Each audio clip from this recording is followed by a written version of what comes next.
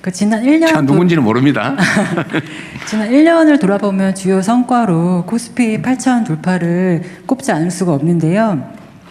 그 자본시장 활성화나 아니면 한국 시장에 대한 재평가가 이루어진 거에 대해서 좋은 평가가 있었던 것 같습니다.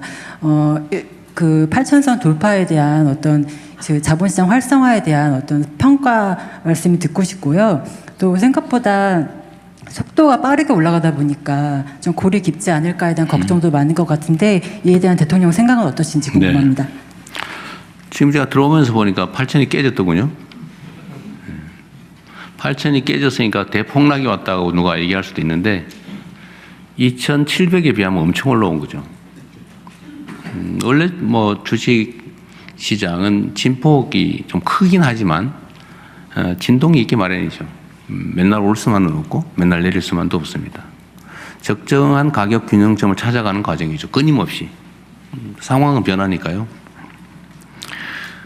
제가 주가지수 5,000 얘기한 건 한 2, 3년 지난 다음 정도를 제가 기대를 하고 자신이 있었는데 이게 지금 6개월 만에 이렇게 돼버렸어요. 그거는 신뢰 때문인 것 같습니다.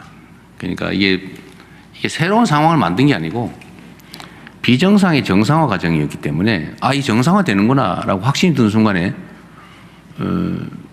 이걸 2, 3년 기다릴 이유가 없는 거죠. 정상을 찾아가는 마치 용수철처럼 우리나라 주식시장은 너무 과도하게 눌려 있었어요.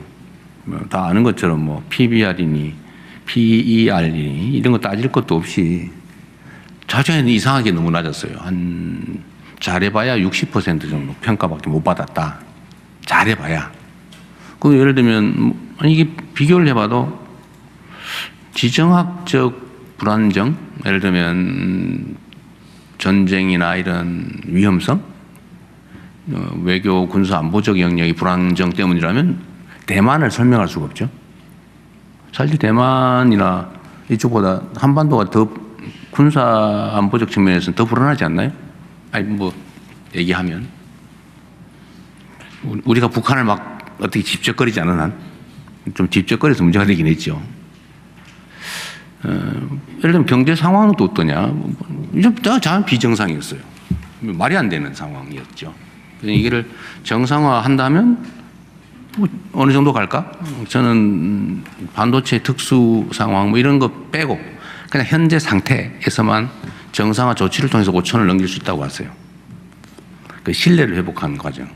예를 들면 한반도의 지정학적인 불안정성을 완화하는 거, 국가의 산업 경제 정책을 분명하게 제시하는 거, 예측 가능하게 하는 거, 뭐 시장의 주가 조작이니 이런 거 못하게 만드는 거, 앞으로 하면 혼나는구나 라고 생각해서 지난 건 어쩔 수 없지만 앞으로는 최소한 못하게 하는 거. 예를 들면 뭐 회사의 기업 이익이 늘어나도 뒤로 소위 파이프 박아가지고 다 빼돌리고 뭐 이런 거 있잖아요. 파이프라인이라고 그러나? 뭐 그런 거 있어요. 이렇게 해왔으니까 또 뭐 예를 들면 이중 상장하고 그다음에 뭐 물적 분할해가 쏙 빼먹고 남의 암소의 송아지는 자기가 가져버리고 막 이런 거 있잖아요. 이런 비정상적인 것만 정리해도 한 5천 될 거라고 봤죠. 한 5천 그 이상이 될 거다. 한 6, 7천은 될 수 있겠다. 차마 그 말은 못하고 5천 소심하게 이렇게 얘기했던 거죠. 근데 거기에 이제 반도체 특수가 이제 생겨난 거죠. 더하기 해야죠. 그게 제가 보기엔 한 2, 3천 포인트까지는 되지 않을까, 그 몫이. 그러니까 대충 본대로 돼 가고 있어요. 근데 너무 빨리. 지금 너무 많이 올랐으니까 외환 시장에 영향도 이상하게 미치고 있어요. 주가가 오르는 게 외환 시장에 환율이 오르는 이유가 됐어요. 이상하죠? 원래 반대거든요. 너무 빨리 많이 오르다 보니까 비중이 너무 늘어나가지고 한국물은 예를 들면 몇 %만 가져라고 회사 내 지침이, 펀드 내 지침이 있는데 이게 이만큼 커져버렸어요. 뭐 두세 배 올라버렸어요. 특히 반도체 대형주 중심으로 가지고 있었다면 두세 배가 아니고 대여섯 배 올라버린 거죠. 비중이 2%인데 그게 갑자기 막 10% 돼버린 거예요. 그러면 조정을 해야죠. 밸런스를 맞춰야죠. 그러다 보니까 팔아야죠. 그러니까 주가가 폭등을 하면 오히려 환율이 올라가는, 또 그거를 엄청난 지금 국내 수출 증가로 사실은 우리 대한민국에 한 번도 겪어보지 못한 엄청난 경상수지 흑자가 생기고 있어요. 엄청납니다. 뭐 상상 이상이에요. 지금 이미 연간 경상 예측 수지를 넘어서 버렸어요. 그러니까 이런 대한민국 이전에는 겪지 못했던 새로운 상황까지 겹쳐서 주가는 생각보다 빨리 올라온 것 같습니다. 그런데 이익 실현도 좀 해야 되고 밸런스 조정도 좀 해야 되고 또 불안한 사람들도 잠시 쉬었다 가야 되는 것도 있고 하지만 아직도 저는 약간 저평가됐다고 생각해요. 아직도. 그다음에 주가는 출렁출렁하는 거죠. 어느 나라도 이렇게 찍 직선으로 가지 않아요. 반드시 흔들리면서 갑니다. 주가는 불안의 벽을 타고 오르다가 확신에서 무너진다. 뭐 그런 얘기도 있어요. 그래도 이거 제 오늘 하는 말을 무슨 매매를 결정하는 참고자료 쓰지 말기 바랍니다.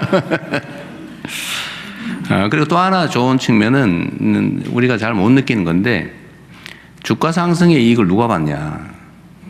대형주, 반도체주, 잘 나가는 주식 가진 사람만 득받냐. 그건 아니죠.